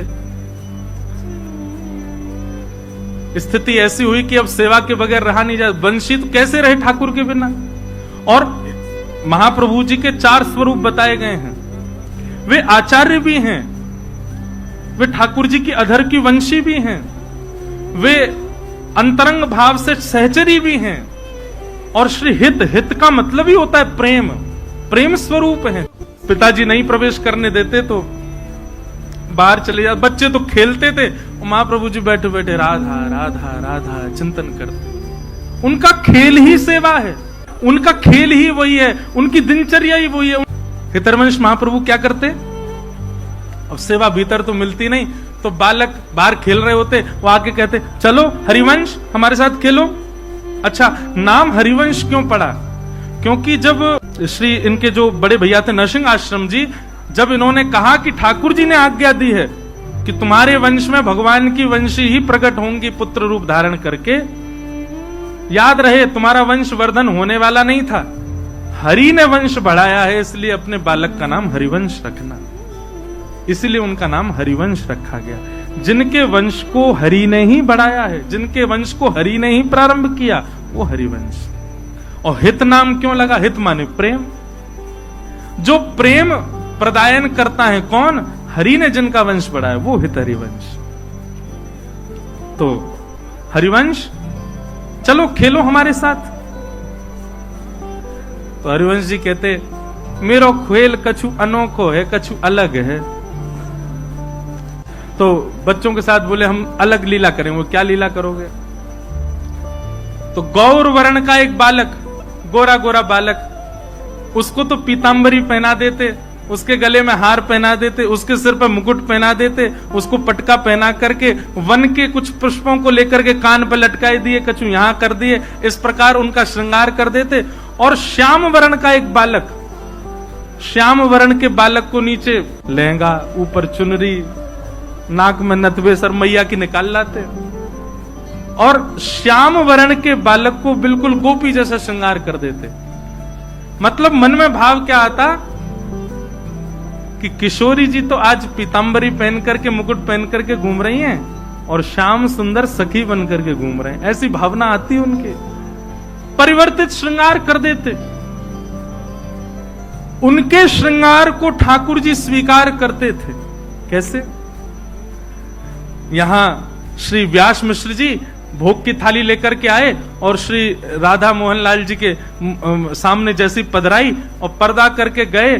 थोड़ी देर बाद जैसे ही पर्दा हटा करके भोग उठाने लगे, भोग उठाते ठाकुर जी को देखा, सो क्या पाया कि ठाकुर जी तो गोपी बने हुए हैं चुनरी ओढ़ करके, और किशोरी जी जो है उन्होंने मुकुट धारण कर रखो।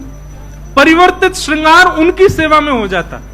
व्यास मिश्र जी बोले मैंने तो सुबह श्रृंगार किया था, मुकुट तो मैंने ठाकुर जी को धराया, ये ठाकुर जी चुनरी ओढ़ के काई को बैठे हैं और ये किशोरी जी मुकुट धारण करके बैठी हैं। श्रृंगार परिवर्तित कर दिया, दोबारा से ठीक किया। पता नहीं कहां दिमाग रहता, आजकल बुढ़ापा आ गया है। श्रृंगार व्यवस्थित करके और अनवसर का समय करके, और जैसे ही गए वापस, थोड़ी देर बाद लौट करके जब आए और जैसे पर्दा पुनः खोला तो फिर से क्या पाया? ठाकुर जी ने फिर से चुनरी पहन ली, किशोरी जी ने फिर से मुकुट धारण कर लिया, फिर से श्रृंगार परिवर्तित है क्यों? व्यास मिश्र जी बोले जी हो क्या रहा है, ये लाल जी कैसी लीला कर रहे हैं?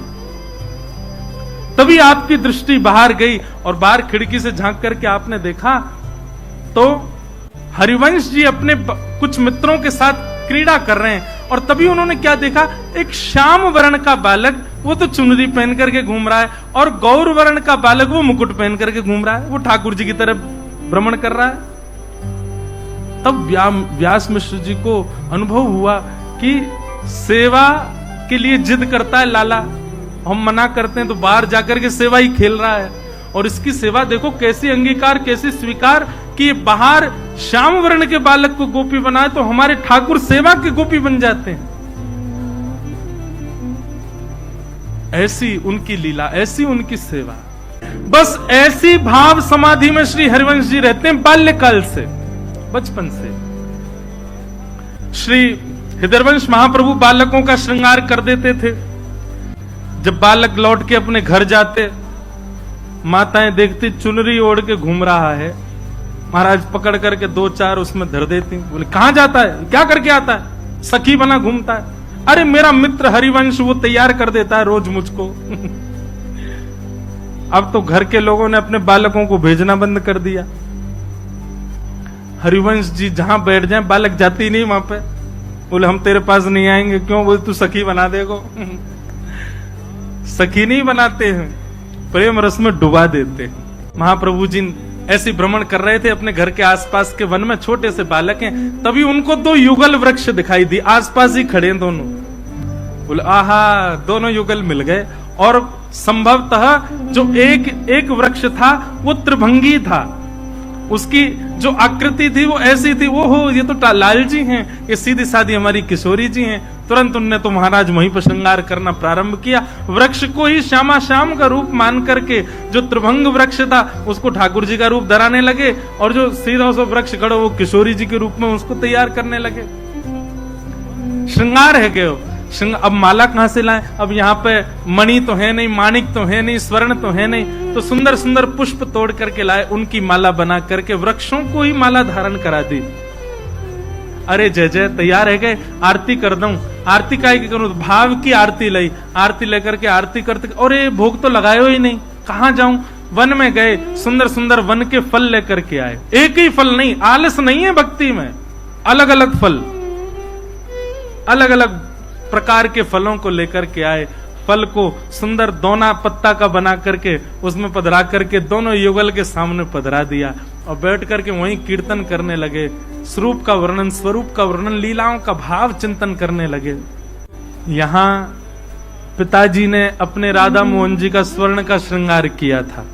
भोग में आज बढ़िया सुंदर पूड़ी, कचौड़ी, रबड़ी, आलू की सब्जी और जन क्या क्या बना था, उसका भोग धराया था। पर्दा करके और महाराज गए, थोड़ी बहुत देर बाद लौट करके आए तो सब बदल गया। ठाकुर जी के सोना चांदी के सबरे श्रृंगार जो हैं वो बनमाली बन गए, सबरे फूलन के और वन के पत्तान के श्रृंगार है गए, और सामने रखे हुए सब मेवा बाटी, 56 भोग, सब अंतर ध्यान है गए, फल प्रकट है गए। व्यास मिश्र जी बोले ये पर्दा के पीछे ही होता है जो होता है। मैं इतना सुंदर श्रृंगार करके जाऊं, ऐसा कछु करके जाऊं, ये कैसे परिवर्तन हो जाए? तो उनको आभास तो हो गया था कि हरिवंश बाहर अपने मित्रों के साथ लीला करता है, खेलता है, और उसकी लीला ये राधा मोहन जी स्वीकार कर लेते हैं। लेकिन आजकल तो मैंने सुना बालक आते ही नहीं, अब किसका श्रृंगार कर रहा है? ढूंढते ढूंढते ढूंढते पहुंचे, आहा, एक सघन वन कुंज में दो युगल वृक्ष हैं। दूर से देखने पर प्रतीत हो रहे हैं कि साक्षात राधा मोहन जी खड़े हैं। क्या त्रिभंग स्वरूप में जो है वो कृष्ण श्रृंगार में, और सीधे जो है वो किशोरी जी के श्रृंगार में, और वहीं सामने बैठ करके उनको वन फलों का भोग अर्पित करा रहे। दृश्य देख करके आनंदित हो गए। ऐसी उनकी सेवा। अब धीरे धीरे पिताजी को विश्वास होने लगा कि भाई इनमें भक्ति जागृत हो गई, अब इनको धीरे धीरे सेवा में लाया जाए। तो पिताजी उनको लेके तो आते, पर ठाकुर जी का स्पर्श नहीं करने देते। बालक है कहीं गिर नहीं दे, बालक है कहीं कोई त्रुटि ना कर दे, खड़े हो जाओ, आज तुम एक काम करना। बोले क्या? वो ठाकुर जी को गर्मी ना लगे, पंखा की सेवा करना, बीज ना डुराओ ठाकुर जी को। जो सेवा दे देते इतनी निपुणता से करते, सौभाग्य मानते, चलो कुछ तो मिला सेवा में। मनी मन विचार करते, बोले जल्दी से मुझे बड़ा करो, मुझे सेवा करनी है आपकी। पिताजी तो छूने ही नहीं देते, लेकिन जहां जैसा भाव मिलता उसको स्वीकार करते। पिताजी जो आज्ञा करते उसको स्वीकार करते। एक दिन बीजना डुरा रहे थे श्री ठाकुर जी को। ठाकुर जी बैठे हैं, बीजना करते करते करते करते करते भाव समाधि में प्रवेश कर गए। उस दिन शरद पूर्णिमा थी।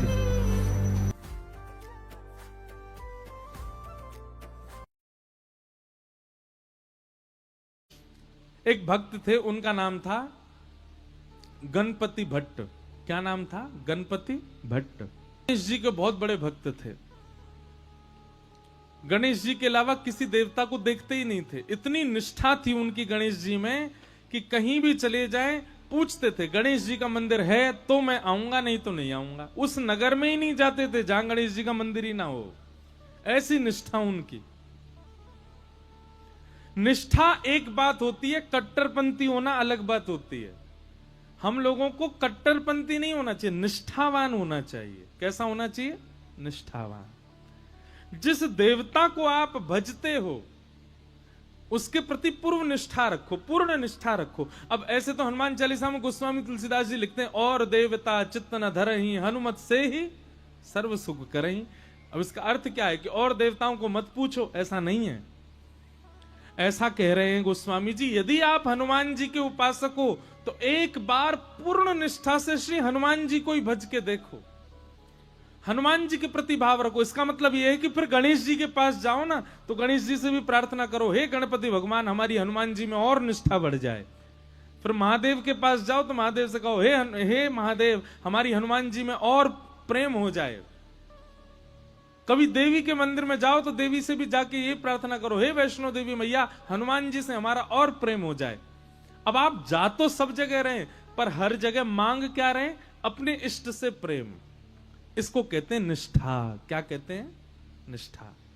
आप जाते सब जगह हैं, भजते सबको हैं, सिर सबके सामने झुकाते हैं, पर आपके चित्त में एक ही देव बैठे। ऐसी निष्ठा यदि आपकी है तो जो देव है ना, वो देव आप पर कृपा निश्चित करेंगे। जैसे हम वृंदावन वासी हैं, हम तो एक ही के उपासक हैं। कौन के? टेढ़ी टांग वाले के उपासक हैं। हमारे तो बंसी वारो श्याम, मुरली वारो श्याम, वही है। अब भले ही हमको महाकाल जाना पड़े, भले ही हमको वैष्णो देवी जाना पड़े, भले ही हमको बंबई के सिद्धि विनायक जाना पड़े, भले ही हमको पूना के डगरू सेठ हलवाई गणेश जी के दर्शन करने जाना पड़े, कहीं भी जाएं, शनि देव के मंदिर में जाना पड़े, सब जगह जाते हैं। लेकिन जाकर के प्रार्थना क्या करते हैं? हे शनिदेव महाराज, आप जिनकी आराधना करते हो ऐसे भगवान श्री कृष्ण से हमारा और प्रेम हो जाए। हे गणेश जी महाराज, आप जिन श्री कृष्ण से बहुत प्रेम करते हो उनसे हमारा अति प्रेम हो जाए। हे वैष्णो देवी मैया, आप जिनकी बहन हो ऐसे श्री कृष्ण आपके भैया से हमारा और प्रेम हो जाए। इसको कहते हैं निष्ठा। कट्टरपंथी जिसकी होती है वो क्या करता है? गणेश जी का उपासक है, देवी का मंदिर आ गया तो ऐसे निकलेगा, मैं तो देखूंगा भी नहीं, मैं तो अंदर जाऊंगा भी नहीं, मैं तो एक एक को पूछता हूं। ऐसा नहीं, जहां भी जाओ अपने इष्ट को चित्त में धारण करके जाओ। इसको निष्ठा कहते हैं। क्या कहते हैं? जोर से बोलो, निष्ठा। तो गणपति भट्ट नाम के भक्त थे, आप जगन्नाथपुरी गए, किसी ने आपसे कह दिया जगन्नाथपुरी में तो गणेश भगवान विराज रहे हैं। तो गणपति भट्ट पहुंच गए जगन्नाथपुरी। अब जगन्नाथपुरी जाकर के लोग बागों से बोले, हाँ भैया गणेश जी कहाँ विराज रहे हैं, मुझे दर्शन करना है। तो किसी ने कहा, बोले ओहो तुमको किसी ने बुद्धू बना दिया है, यहाँ गणेश जी का मंदिर थोड़ा ही है, जगन्नाथ भगवान तो साक्षात श्री कृष्ण है। अब जैसे ही सुना कि जगन्नाथ भगवान श्री कृष्ण हैं, गणपति भट्ट तो बड़ा व्याकुल हो गया, समुद्र किनारे जाकर के बैठ गया। बोले कि मेरे साथ तो छल कर दिया, मेरे साथ कितना बुरा अत्याचार किया, गणेश का नाम लेकर के मुझको जगन्नाथपुरी बुला लिया, और यहां तो भगवान कृष्ण का मंदिर है।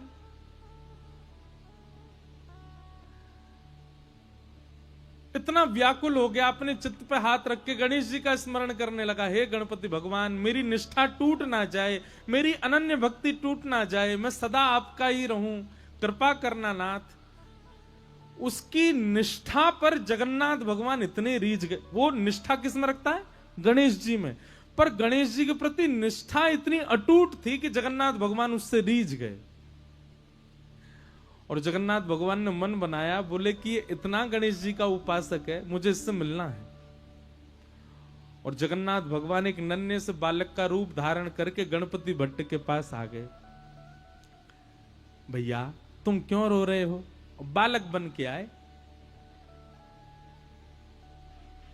गणपति भट्ट कहने लगा, क्या बताऊं, मेरे को गलती से यहां भेज दिया, मुझे बोला था कि मंदिर में गणेश भगवान है, पर यहां तो श्री कृष्ण बैठे हैं, और मैं तो गणेश जी के अलावा अब किसी को नहीं मानता, मेरे इष्ट तो केवल गणेश जी हैं। तो भगवान छोटे से बालक के रूप में गए थे, गणपति भट्ट से बोले, अरे नहीं, तुमसे किसी ने झूठ बोला है, यहां जगन्नाथ जी जो हैं वो कृष्ण नहीं है, वो गणेश जी ही हैं, तुम जाओ, जाकर के उनका दर्शन करके आओ। गणपति भट्ट बोला, किसकी बात मानूं? मुझसे कोई कह रहा था कृष्ण तुम कह रहे हो वो गणेश जी हैं। तो बालक ने कहा तो एक काम करो, तुम किसी की बात मत मानो, आंख पे पट्टी बांध करके चलो और गणेश जी के सर्वांगीण अंग का तुमको अनुभव है, लंबी सूंड है, बड़े बड़े कान है, तुम छी करके जगन्नाथ जी को देख लेना। अगर उनकी सूंड लगे, उनके कान लगे, लंबोदर लंबा पेट लगे तो अपनी पट्टी खोल के दर्शन कर लेना। गणपति भट्ट बोला हाँ ये काम करता हूं। तुरंत उसने आंख पे पट्टी बांधी और जगन्नाथ जी के मंदिर में पहुंच गया। अभी तो नियम बंद हो गया, पहले ऐसा नियम था कि जगन्नाथ जी को आप हृदय से लगा सकते थे। जगन्नाथ जी की ऐसी भुजाएं हैं ना, वो इसीलिए हैं ताकि जो भी दर्शनार्थी आए सबको मेरे हृदय से लगाओ। अब शंकराचार्य भगवान ने बंद करवा दिया कि अब कोई भी स्पर्श नहीं कर सकता, क्योंकि हम लोग पता नहीं क्या खा पी करके आए हैं बाहर से, भगवान को जाके स्पर्श करें, इसलिए अच्छा है कि अब स्पर्श बंद करा दिया। अच्छा एक बात बताएं, प्राचीन भारत में गर्भगृह में जाकर के प्रणाम करने की अनुमति सबको थी, लेकिन जब मुगल आए भारत में तो मुगल क्या करते थे, अपने गुप्तचरों को भेष बदलवा करके मंदिरों में भेज देते थे और वे अपने जेबों में अशुद्ध वस्तु लेकर के जाते और मंदिर के भीतर प्रवेश करके गर्भगृह में फेंक आते। तब से फिर ये नियम बना दिया कि नहीं भाई अब केवल पुजारी लोग भीतर जाएंगे, बाकी सब बाहर से दर्शन करो, भीतर कोई ठाकुर जी के पास नहीं जाएगा। बाकी ठाकुर जी के समीप जाने का अधिकार पहले सबको था। तो गणपति भट्ट को भीतर ले गए, भीतर ले जाकर के आंख पे पट्टी बांध रखी थी, बोले पहले मैं चेक करूंगा ये गणेश जी होंगे तो ही देखूंगा। जैसे ही उसने जगन्नाथ भगवान के सबसे पहले नाक पे हाथ रखा, नाक पे हाथ रखा, सोई ठाकुर जी ने उसको अनुभव कराया, लंबी सूंड। अब वो तो ऐसे ऐसे पकड़े, बोले हाँ हाँ सूंड तो है इनकी। सूंड थी नहीं, भगवान ने माया से प्रकट कर दी। और गणपति भट्ट कहे हाँ ये तो लंबी सूंड है। आंखों के पास कान के हाथ रखे तो महाराज लंबे लंबे कान, पकड़ पकड़ के हाँ ये तो बड़े बड़े कान हैं। पेट पे हाथ रखा तो लंबोदर, लंबा पेट है। वो तो समझ गया महाराज ये तो गणेश जी हैं। और जैसे ही उसने प्रणाम किया तो भगवान ने अपनी सूंड से उसके सिर को ऐसे गुदगुदा और दिया, उसको विश्वास हो गया कि ये तो गणेश जी हैं। जैसे ही उसने पट्टी खोली, पट्टी खोल करके देखा तो गणेश जी तो नहीं थे, जगन्नाथ भगवान थे। ना उनकी सूंड है, ना उनके कान है, ना वो लंबोदर। अब तो वो बोला ओहो मायावी कृष्ण, मायावी भगवान।